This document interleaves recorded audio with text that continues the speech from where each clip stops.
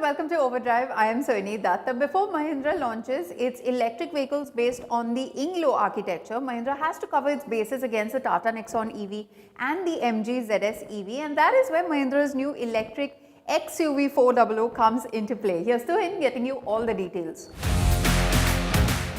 Now we already know what Mahindra's big EV push will look like with the concepts based on the Inglo architecture. But the first of those EV SUVs is still 2 years away. So in the meantime, we have this, the Mahindra XUV400, which as the name suggests is the electrified version of the XUV300, and will take on the likes of the Nexon EV Max and the ZS EV. As you can see from the copper highlights, that it's part of the XUV family of Mahindra SUV. So you have this copper Twin Peaks logo and these X motifs throughout the frontal fascia of the car. Of course, there's no grille anymore. And this has become a bit more angular. And again, those copper highlights, they are a recurring theme throughout the car. Now, the headlamp cluster is the same as in the XUV300, but you see that there are no front fog lamps anymore. Now, coming to the side, you notice a different design for the alloy wheels, although the tires are the same size as before. And again, you have a really bright, sort of vibrant shade of color, like these grays and these blues and blacks. And they all seem to work quite well with these copper highlights. And another big change, the XUV400 is not exactly the same dimensions as the XUV300. It's 200 mm longer, as you can see from this section. So the slightly ungainly rear that the XUV300 was quite criticized of is gone now. It's a much more proportionate look now, especially when you view it from this angle. The tail lamp cluster has changed. Now you have these clear lens elements, although the basic design remains the same. And again, those cross copper motifs that you saw in the front, they're repeated in the tail lamps as well. The boot itself is much larger now. That was another sort of complaint with the XUV300, that the boot wasn't quite as large, but as you can see, it's large. Now, this is something you don't see very often, but from converting the XUV300 to the XUV400, Mahindra has also changed the location of what would have been the fuel filler cap to here, the charging port here, which means that when you are at a charging station, you don't have to back up and it's a lot of hassle. You don't have to do that. You can just drive right in and charge through here, which is a nice touch. Now the XUV400 is powered by a 39.4 kilowatt-hour lithium-ion battery pack. It's IP67 rated, which means you have some level of dust and water protection. As for charging the XUV400, you have three options as usual.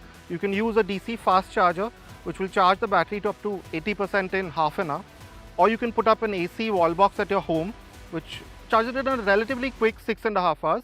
Or of course, if you're stranded somewhere, you don't have access to any of those, you can still charge it from a 3-pin socket, which is a good option to have, but that'll still take you about 13 hours.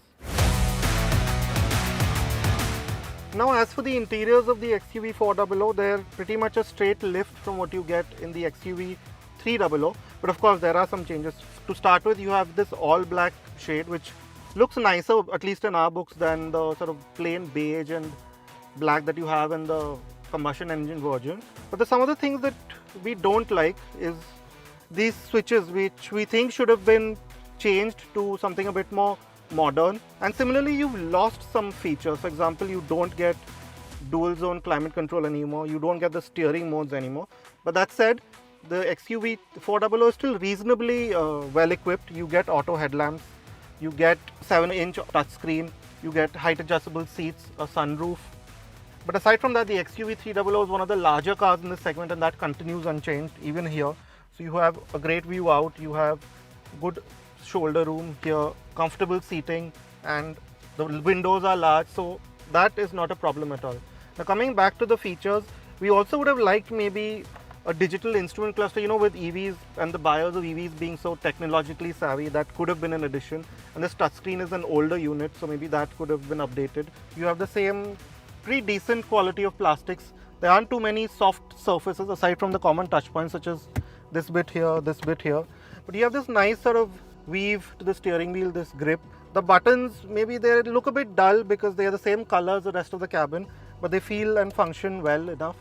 But probably the nicest bit of the XUV400's cabin is this new gear shifter. It looks like it's from a much more expensive car. Feels nice to grip. It's got a rubberized feel to it. And as you can see, It functions with a nice click as well, and you can choose pretty much everything from here. Now, if you are a family who's looking for an EV, then the XUV400 should definitely be on your radar, simply because of the amount of space that it offers. It's significantly larger, at least on initial impression, than the Nexon EV. So you have, as you can see, quite a bit of legroom. Headroom is great, especially with the scooped out roof. You have this wide bench, so 3 abreast is not going to be an issue, especially if the third passenger is a child. The floor isn't too high, considering it is an EV. You have a hump, but it's not too high. And again, storage spaces, there's quite a few. You have these cup holders here. You have large bottle holders. It's the same in the front with this large center console and even bigger storage pockets in the front doors. Now, the only thing that we don't like in the back seat is probably the cushioning on the backrest. It's a bit too firm for our liking, but again, it's totally dependent on how you like it. Now, the XUV300 is a 5-star rated car in terms of safety, and I think that should carry over to a large extent in the XUV400. You get 6 airbags, at least in the top variants. You get ABS, you get rear disc brakes. But other than that, it should be a safe structure to begin with.